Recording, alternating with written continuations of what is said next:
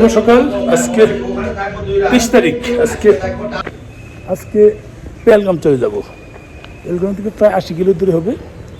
পেহেলগাম থেকে এসে আমরা হাউস বোটে থাকবো। আজকে হাউস বোট থেকে আমরা পরে আমাদের বাকি যে আরও 2 দিন আছে 24-25 গুলমার্গ আর সোনমার্গ শেষ করে আমরা 26 তারিখ সকালবেলা ইনশাল্লাহ রওনা দেব।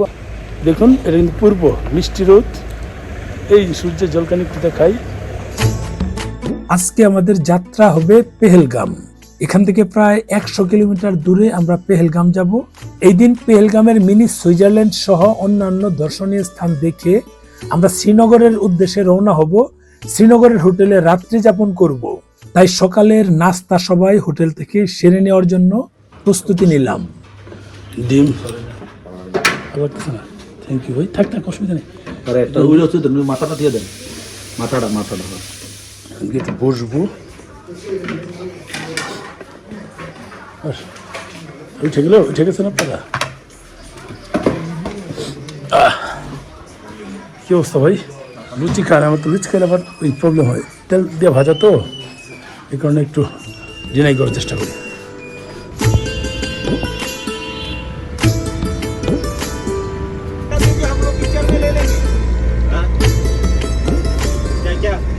পেহেলগাম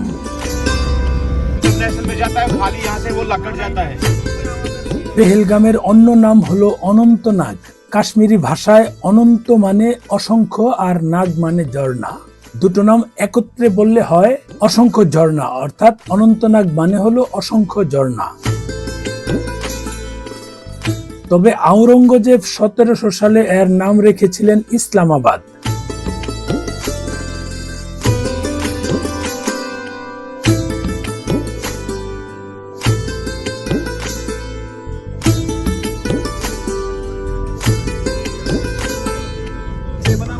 কাশ্মীরের শ্রীনগর থেকে 100 কিলোমিটারের মধ্যে রয়েছে নদী উপত্যকা শোভিত পেহেলগাম।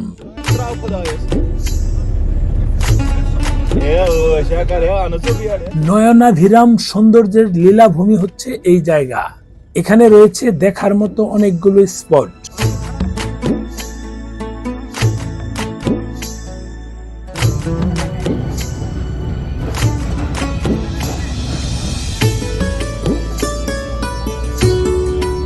রিজার্ভ গাড়ি নিয়ে ঘুরে আসা যায় বেতাব ভ্যালি, চন্দনবাড়ি, আরু ভ্যালি সহ আরো অনেক স্পট।